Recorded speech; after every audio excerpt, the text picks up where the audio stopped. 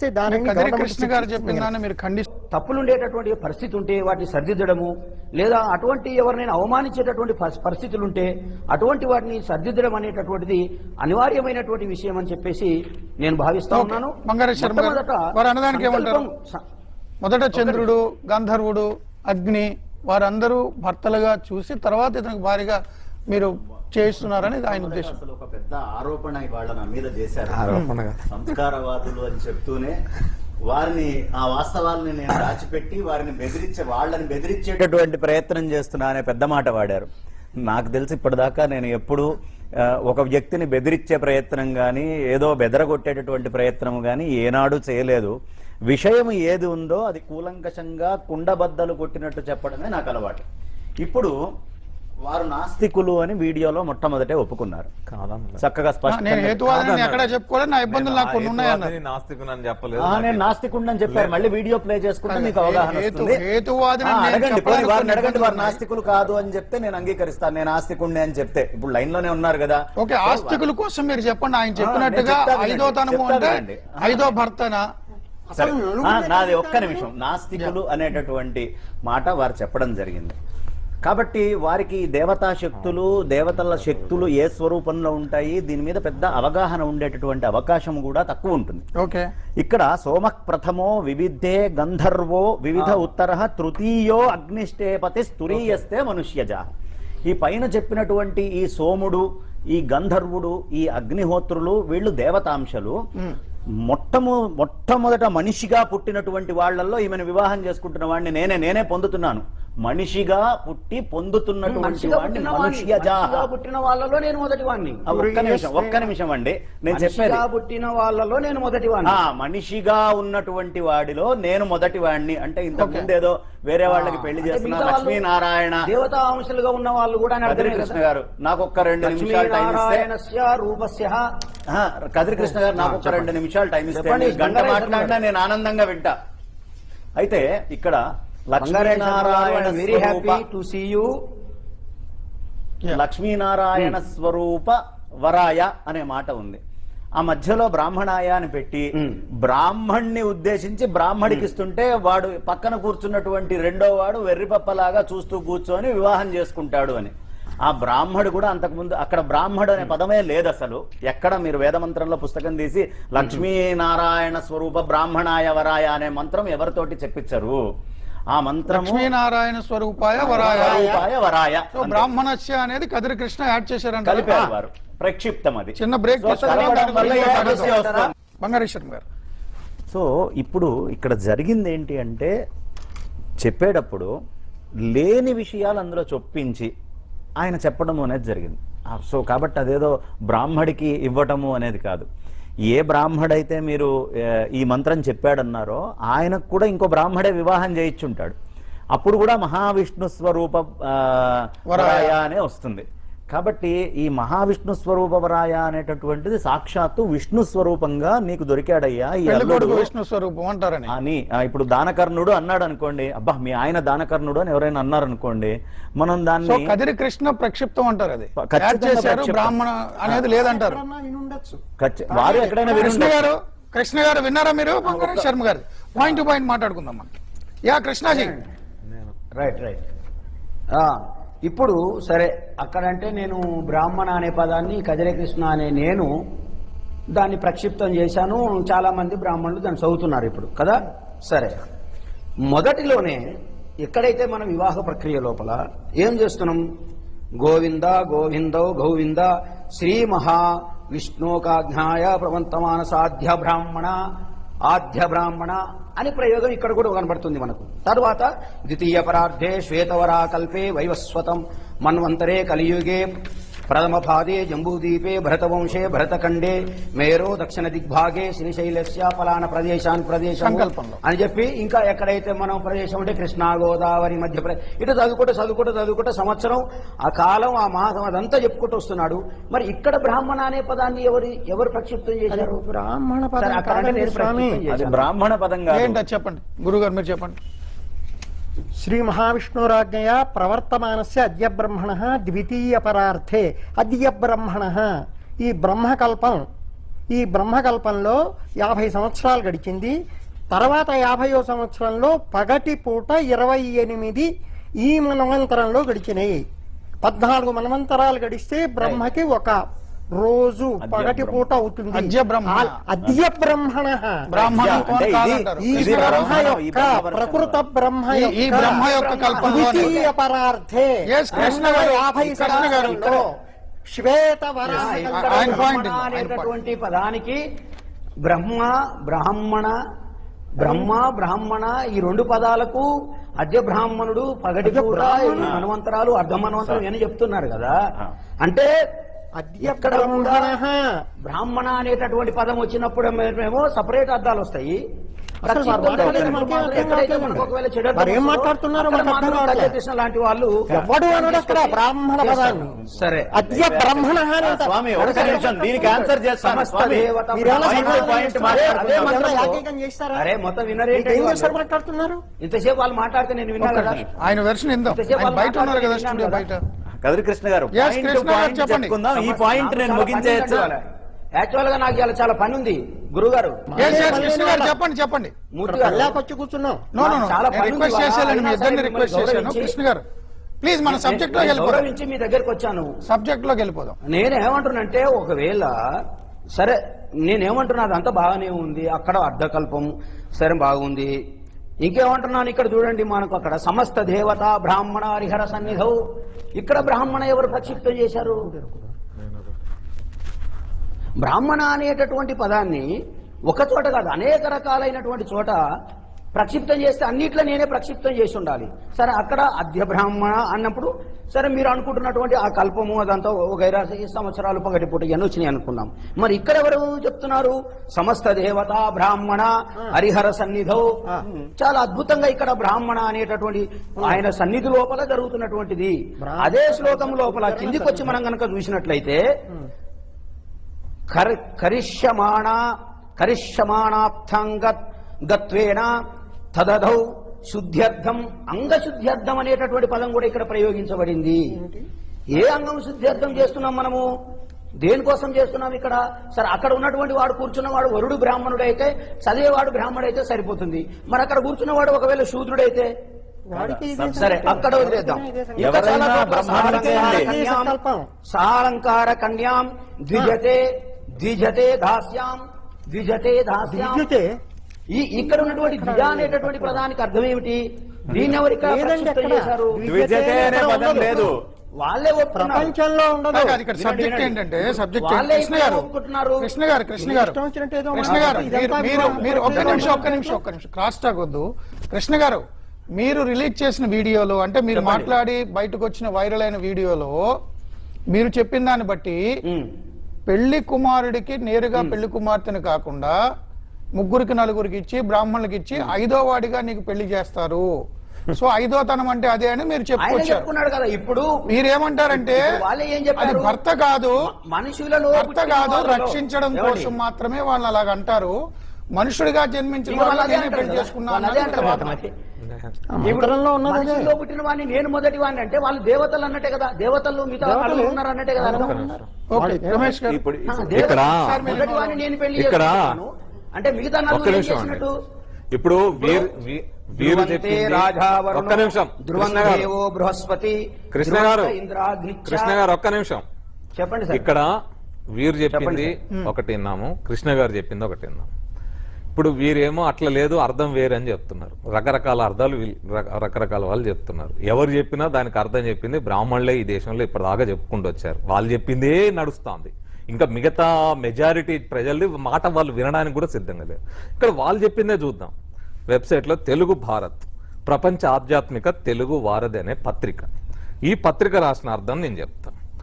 సోమో ప్రథమో వివిధే గంధర్వో వివిధ ఉత్తర తృతీయాగ్నిష్టే పతి తురీయప్తే మనుష్యచౌ. దీని అర్థం అన్ని వివాహ సమయంలో వరుడు స్త్రీతో అంటాడు. అంటే నిన్ను ప్రారంభ కాలంలో సోముడు, తర్వాత గంధర్వుడు, ఆ తర్వాత అగ్ని ఏలారు. ఇక 4వ వానిగా నేను నిన్ను ఏలుతాను. ఒక్క నిమిషం నేను మొత్తం యాస్టీస్ చదువుతున్నా, మీకు కావాలంటే చూపెడతా, మళ్ళీ మీరే చదువుదురు అని అర్థము. అమ్మాయి పుట్టిన వెంటనే తన ఆలనా పాలన చూడవలసిన సోముడు ఎన్నిసార్లు చూసినా చంద్రుడు ఎంత ఆకర్షణీయంగా ఉంటాడో అలానే పసిపాపను చూసినప్పుడు కూడా అదే భావన కలగడానికి కారణం చంద్రుని పాలన. కొంత వయసు వచ్చాక గంధర్వునికి ఇచ్చేసి చంద్రుడు వెళ్ళిపోతాడు.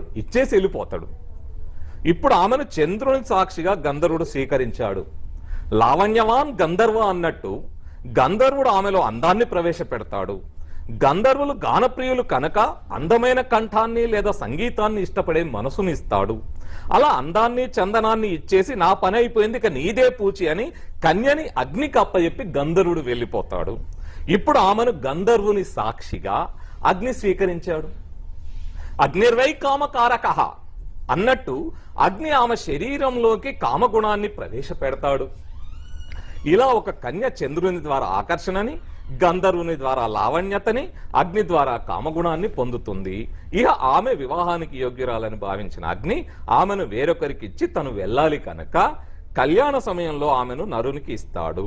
ఇలా ఆమె అగ్ని సాక్షిగా అంటే దీని అర్థం ఏంటండి? ఇంతమంది ఏలిన తర్వాత, ఇంతమంది రకరకాల గుణాలు ప్రవేశపెట్టిన తర్వాత, అంటే ఇలాంటి అర్థాలన్నీ వాస్తవంగా సంస్కృత పదాలకి వీళ్ళే రకరకాల అర్థాలు రాసుకొని రకరకాల పద్ధతుల్లో ఉండి ప్రజల్ని మధ్య పెట్టే ప్రయత్నం. ఇక్కడ మనం గనుక తెలుగులో ఆయన చెప్పుకొచ్చారు. నేను చెప్పింది కాదు, ఇది నాది కాదు, ఇది ఈ బ్రాహ్మణులు రాసినదే, నాది కాదు. మీరు కులాన్ని గురించి మరో మారు మాట్లాడద్దు. నేను మాట్లాడండి, ఇక్కడ రాసింది అదే. మీరు కులాన్ని గురించి మరొక మారు మాట్లాడవద్దు. అక్కడ వచ్చింది అదే. ఎందుకు వచ్చింది, ఎవరు రాశారు చెప్పండి. మీరు మాట్లాడండి, మీరు మాట్లాడండి, మాట్లాడకపోతే చెప్పండి. మాట్లాడండి, మీరు మాట్లాడండి. నేను బ్రాహ్మణీయ భావజాలం మీద ఈ రోజు పూలే అంబేద్కర్ నుంచి మొదలుపెట్టి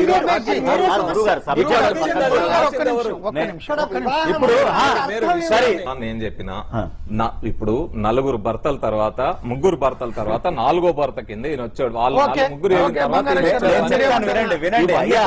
ఇవన్నీ మూడు రకాలైనటువంటి వినండి రమేష్ గారు ఒక్క నిమిషం.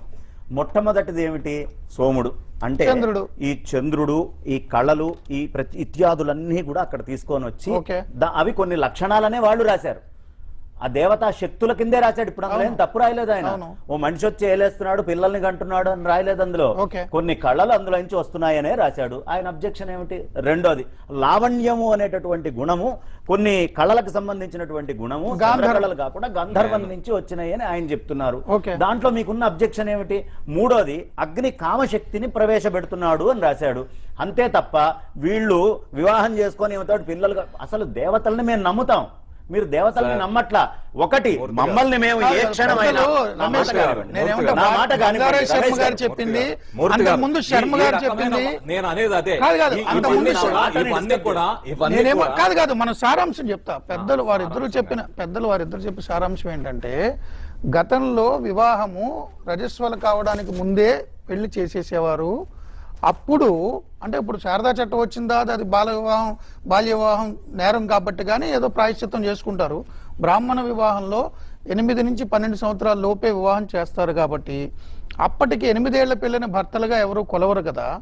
ఆ అంశని ఆ లక్షణాలని ఇచ్చారు కాబట్టి వాళ్ళు ఏలేరు అంటే దాని అర్థం భర్త కాదు అనేది వాళ్ళిద్దరు చెప్తున్న వాదన. అదే నేను అనేది అర్థం. అంటే ఇప్పటిదాకా వచ్చిన ఇవన్నీ గనక కృష్ణాజీ చెప్పండి. ఇప్పుడు ఏలారు అంటే ఏమన్నట్టండి? భర్త అంటే తండ్రి ఏలాడు, 10 ఏళ్ల పాటు ఆయన ఏలి సాగాడు అంటే ఏమిటి? ఇప్పుడు తండ్రి అనేవాడిని మీరు అంటగట్టేస్తారు. నాలుగో వాడు చెప్తున్నా, మనుష్యుడైనటువంటి వీడికి దేవతా ఇప్పుడు కరెక్ట్ చెప్పారు. మనుష్యుడైన 4వ భర్త వచ్చాడు, అంత ముందు 3 భర్తలు. ఇక్కడ మీరు అర్థాలు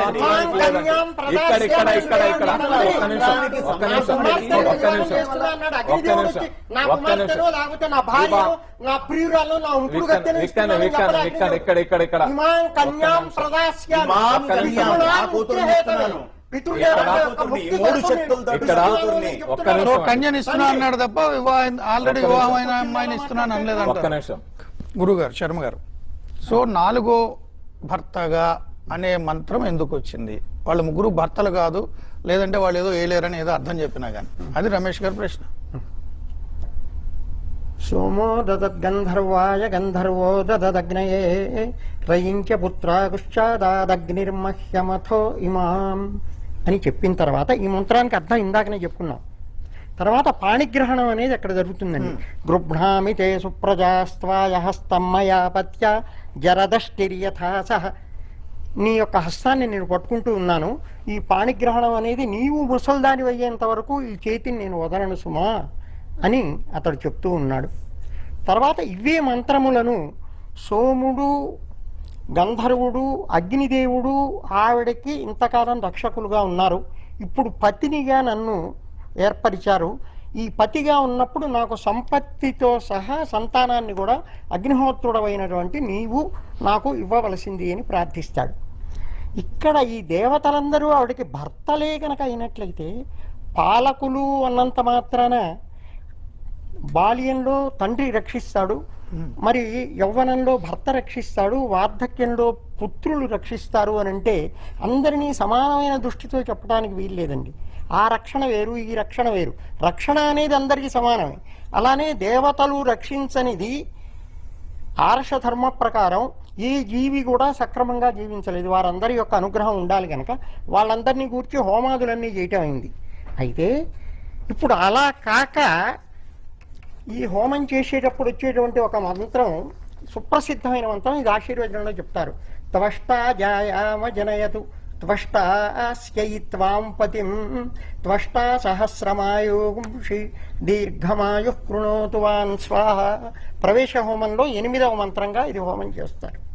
త్వష్ట అనేటువంటి ప్రజాపతి నీకు భార్యని ఏర్పరిచాడు.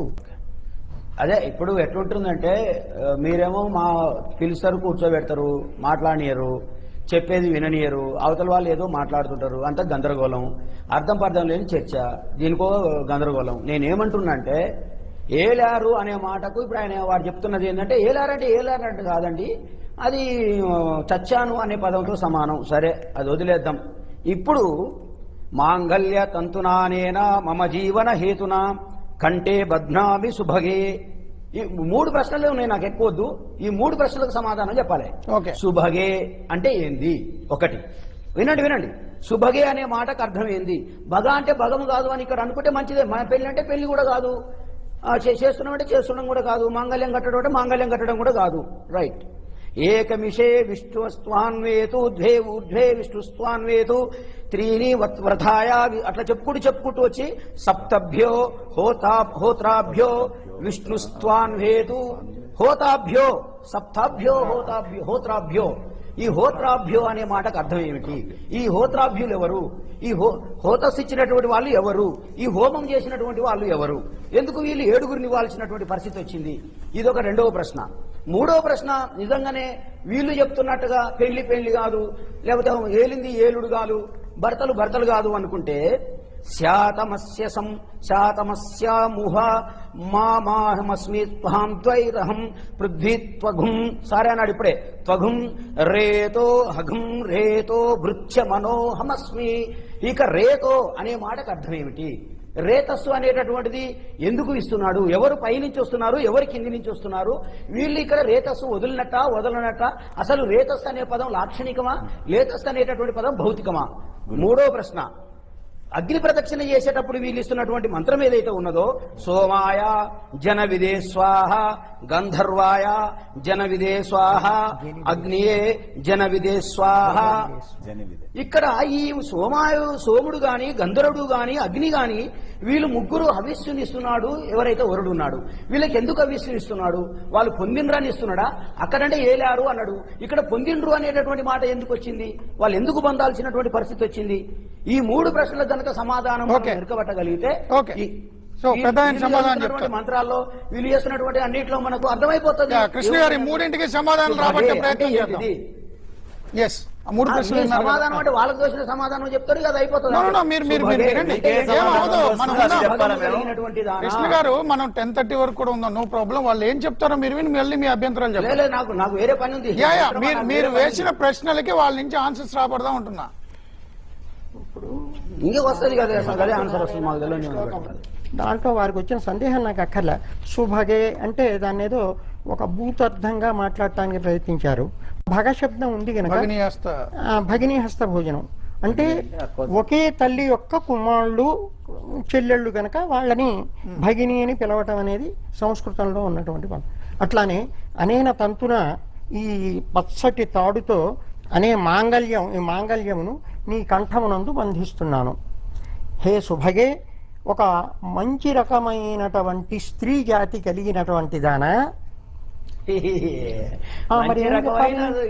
ఆవిడకి ఒక అవయవం ఉన్నది అని చెప్పమంటారా? చెప్పినా తప్పేం లేదు స్త్రీ కనుక. కదా ఇప్పుడు జరుగుతున్న మీరు ఏం చెప్పదలుచుకున్నారు? హే సుభగే, త్వంగీవ, దాంట్లో తప్పేంటి? దాంట్లో మీకు తప్పేంటో చెప్పండి. త్వంగీవ శరదాం శతం, నీవు 100 సంవత్సరాలు జీవించు. అంటే నీవు 100 సంవత్సరాలు జీవించాలంటే తల్లి తానే ఇచ్చినటువంటి బాధ్యత కింద చెప్పండి, అది చెప్తాం. ఏమంటారేంటి? సఖా కూర్చోబెట్టి సుభగే అని చెప్పేసి సంబోధిస్తూ సుభగే అనే పదానికి అభ్యంతరం లేదంటారేంటి? కూడా చెప్తున్నారు. శుభగే అంటే ఏంటి తప్పు దాంట్లో? ఏమనింది అక్కడ? ఆవిడ అలాగేది తప్పు ఉండదు. వినండి వినండి. చెప్పండి చెప్పండి, దాంట్లో ఉన్న భూతి ఏమిటో చెప్పండి, చెప్పండి తప్పేమిటో చెప్పండి. చెప్తారు కృష్ణ గారు. ఇప్పుడు భర్తను, కాబోయే భర్తను ఎదురుగా కూర్చోబెట్టి సుభగే అంటే మంచి భగము కలిగిన భర్తేనండి ఈ మాట మాట్లాడేది.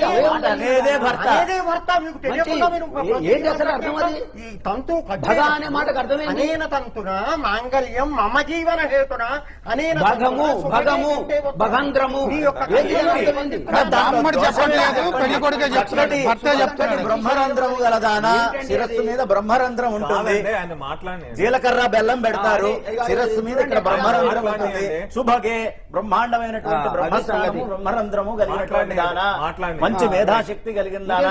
చెప్పండి ఏమిటి తప్పు? మీకు కనిపించిన తప్పేంటో చెప్పండి. చాలా అద్భుతం. అసలు అందులో ఏం తప్పు లేదు. మీరు చెప్పండి, మీకు ఏం తప్పు అర్థమైందో. మాకు ఇప్పటికి కాలేదు. నాకు చెప్పండి. ఓకే, తర్వాత ఆయన అన్నారు హోత్రాభ్య ఏంటని, రేతో ఏంటని, 3 ప్రశ్నలు చెప్పండి. యా, హోత్రాభ్యాయ ఏంటి? ఇప్పుడు రేతస్ అంటే ఏంటి? హోత్రాభ్య రేతో చెప్పండి. అదేనండి, అక్కడికి రావాలి. సప్తపది అంటారు దీన్ని. అవును, రైట్. ఆవిడ్ని ఒక్కొక్క అడుగు వేయిస్తాడు భర్త. ఏకమిషే విష్ణుస్వామి, సంపూర్ణమైనటువంటి అన్న సమృద్ధి కొరకు విష్ణుదేవుడు నిన్ను ఈ అడుగు వేయిస్తూ ఉన్నాడు. విష్ణుస్వాన్వేతు, మంచి బలము కొరకు, 3D వ్రతాయ, సమస్త వ్రతములను చేయుట కొరకు నిన్ను విష్ణువు అందిస్తూ ఉన్నాడు. చత్వారి మాయోపమాయ పంచపశుభ్య షడ్ర. ఇప్పుడు సప్తభ్యో హోత్రాభ్యో విష్ణుస్వాన్వేతు. హోతలు అనేటువంటి సంజ్ఞ యజ్ఞయాగాది క్రతువులకు సంబంధించినవి. దాంట్లో 9 మంది అచ్చావాకుడితో వృత్తిక్కులు మాకు కలిగేటట్లుగా చేయమని హరదత్తాది భాష్యాల్లో సుస్పష్టంగా ఉన్నది. దాంట్లో ఇది హోత అంటే వేరే మీనింగ్. హోత అనే హోతృగణము, ఔద్గాతృగణము, అధ్వర గణము, యజ్ఞం కోసం వాడే 9. యజ్ఞంలో 4 గణాలు ఉంటాయి. ఒక్కొక్క గణానికి నలుగురు ఉంటారు. దాంట్లో 3 అసిస్టెంట్లు, ఒక ఆయన ప్రధానుడు అట్లా ఉంటారు. 4 16 మంది అయితే గానీ ఒక యజ్ఞం కాదు. ఈ దీంట్లో ప్రధానమైనటువంటి వాళ్ళు 7 ఉంటారు. ఈ 7 యొక్క సమృద్ధి కూడా కలుగుగాక. ఎలాగైతే 3 వ్రతాయ విష్ణుస్వాన్వేతో చెప్పబడి అంటే దీంట్లో పుస్తకం తీసుకొచ్చానండి నేను. రేతో గురించి ఆయన కన్ఫ్యూజ్. తర్వాత ఇంకా చివరి ప్రశ్న కూడా నేను సమాధానం రేతో అనే పదం. అదే చెప్తున్నాను. చివరి పదానికి వెనకటి రోజుల్లో ఆడవాళ్ళని అణగదొక్కుతుండే వాళ్ళనే మాట అనేవాళ్ళు. అది చాలా పొరపాటు మాట. ఈ సప్తపది అయిన తర్వాత చెప్తాడు వరుడు, సఖా సప్తపదా భవ సఖాయౌ సప్తపదా బభూవ. మనం 7 అడుగులు కలిసి నడిచాము కనుక మన ఇద్దరము స్నేహితులమై ఉన్నాము.